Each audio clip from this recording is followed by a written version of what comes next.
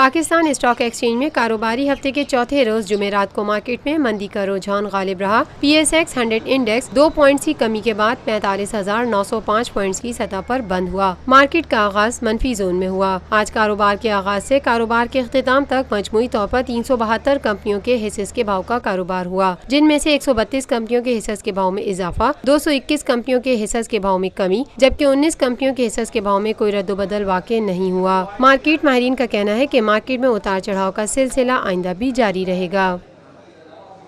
روفی Pearl city scheme 33 کی prime ترین location پر M9 interchange کے ساتھ معمار موڑ کے سامنے اور میمن ہاؤسنگ سوسائٹی کے درمیان۔ گزشتہ 50 سالوں سے آپ کا اعتماد لیے روفی پراپرٹیز آپ کے لیے لائے ہیں وہی معیار۔ روفی پرل سٹی 120، 150، 200 اور 240 گز کے تیار بنگلوز پر مشتمل ایک مکمل secured gated community living project. Roofi Pearl City جدید ترین سہولتوں سے آراستہ، پرسکون اور پرفضا رہائش، جس میں تھیم پارک، فٹنس سینٹر، مسجد، solar power back up, R O plant کے ذریعے 24 گھنٹے میٹھا پانی۔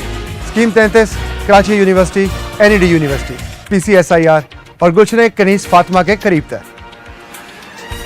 روفی برادرز کی گولڈن جوبلی پر اوورسیز اور سابقہ تمام مالوٹیز کے لیے 10% کا خصوصی ڈسکاؤنٹ۔ بکنگ اور دیگر تفصیلات کے لیے East Land marketing UAN 11117834 Lotus Lake Towers, a groundbreaking endeavor by Lotus Properties.